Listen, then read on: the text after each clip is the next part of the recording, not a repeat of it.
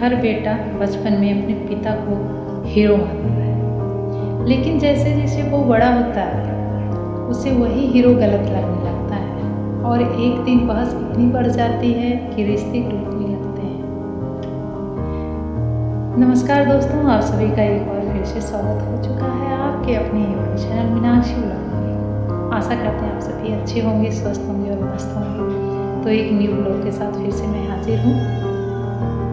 मैं आशा करती हूँ आपको ये कहानी ज़रूर पसंद आएगा और उन सभी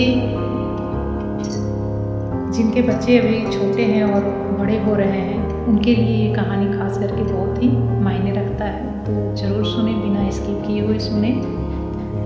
अभी जिनके छोटे बच्चे हैं और बड़े हो रहे हैं वो ज़रूर सुने इस कहानी को लास्ट तक। तो ये कहानी है आरब और उसके पिता की। आरब बचपन में अपने पापा के बिना एक कदम भी नहीं चलता था। पापा मुझे कंधे पे बैठाओ ना, पापा मुस्कुराते हुए उसे कंधे पे बैठा लेते हैं। स्कूल जाना हो, खेलने जाना हो, हर जगह पापा ही उसके साथ उसके हीरो होते हैं। मतलब सोते जागते खाते पीते उसे बस पापा चाहिए। मैं पापा से खाऊंगा, मैं पापा के साथ खेलूंगा। लेकिन जैसे जैसे आरब बड़ा होने लगता है उसकी सोच बदलने लगती है। हर किसी के घर में बच्चे होंगे, आप लोग थोड़ा नोटिस ज़रूर करें इस बात को। अब आरब 16 साल का हो चुका था। एक दिन पापा ने कहा, फ़ोन कम चलाया कर, पढ़ाई पर ध्यान दे। आरब गुस्से में, आपको क्या पता आजकल क्या चलता है। पापा चुप हो गए। धीरे धीरे से छोटी छोटी बातें पर बहस बढ़ने लगी। हर बात पर कुछ भी बात बोले पापा तो है ना, आरब को गुस्सा लगने लगा। मेरे घर में भी बच्चे हैं, मैं इस बात को नोटिस करते हुए ही इस कहानी को मैं बता रही हूँ। अब हर बात पर आरब को लगता है पापा मुझे समझते हैं नहीं। सोच लीजिए यहाँ पे सोच कैसे चेंज हो रहा है ना। एक दिन बात बहुत बढ़ गई। पापा बोल रहे हैं, मैं तेरे भले के लिए ही कह रहा हूँ। आरब चिल्लाकर कहता है, आपको मेरे भले से कोई मतलब नहीं, आप बस कंट्रोल करना चाहते हो मुझे। तो उस वक्त पापा के ना पैरों के तले से ज़मीन खिसक जाता है। मतलब बिल्कुल घर में सन्नाटा सा हो जाता है कि ये क्या हो गया। पापा की आंखों में आंसू आ गए, लेकिन उन्होंने कुछ नहीं कहा। उस दिन पहली बार पिता बेटे से हार गए। एक पिता अपने बेटे से हार गए। उस टाइम पे लगा आज मैं अपना है ना हार गया। मेरा हर सफल मतलब काम जो था वो ना सफल रहा। अब घर में खामोशी रहने लगी। ना पापा कुछ कहते और ना आरब उनसे बात करता।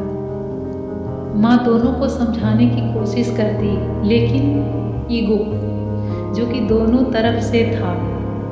एक माँ बेचारी क्या ही कर सकती है, ईगो दोनों तरफ से है। आरब को लगता था वो सही है और पापा को दर्द हो रहा था। एक दिन आरब अपने दोस्त के घर गया। वहाँ उसने देखा उसका दोस्त अपने पापा से बहुत प्यार से बात कर रहा था और उसका दोस्त बोला, यार मेरे पापा मेरे लिए सब कुछ है। आरब चुप हो गया। उसे अपने पापा याद आ गए, उसकी मेहनत, उसकी सेक्रीफाइस और उसकी आंखों में आंसू आ गए।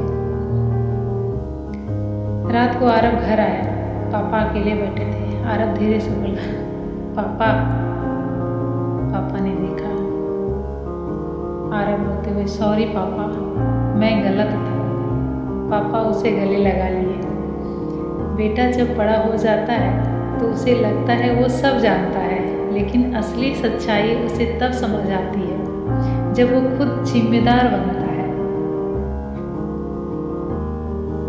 पिता गलत नहीं होते, बस उनकी तरीका थोड़ा सख्त होता है, क्योंकि वो आपको गिरते हुए नहीं देख सकते। कोई भी पिता अपने बेटे को गिरते हुए नहीं देख सकते। इसलिए बच्चों को भी है ना समझना चाहिए कि मेरे पेरेंट्स मेरे लिए कुछ भी गलत नहीं करेंगे। अगर कुछ भी बातें बोल रहे हैं तो मेरे लिए ही बोला जा रहा है। और ऐसा नहीं है कि बच्चे को समझाया नहीं जाता है इस बात को, लेकिन होता है ना कुछ एज ऐसा होता है जिसमें कि बच्चे शायद समझ नहीं पाते। वो उनके जगह रख करके भी पेरेंट्स को भी सोचना चाहिए इस बात को कि अभी इस दौर में शायद बच्चे नहीं समझ पा रहे हैं, तो उनको समझने का मौका देना चाहिए। और आशा करते हैं कि एक कहानी जो है सभी के लिए मोटिवेशनल होगा मेरे ख्याल से। तो सब कुछ समय पे सही हो जाता है, इसलिए अपने धैर्य को बनाए रखें और बच्चों को समझे और बच्चे भी अपने पेरेंट्स को समझे। मैं इस कहानी से यही कहना चाहूँगी। चलिए दोस्तों, मिलते हैं अगली कहानी में, अगले ब्लॉग में।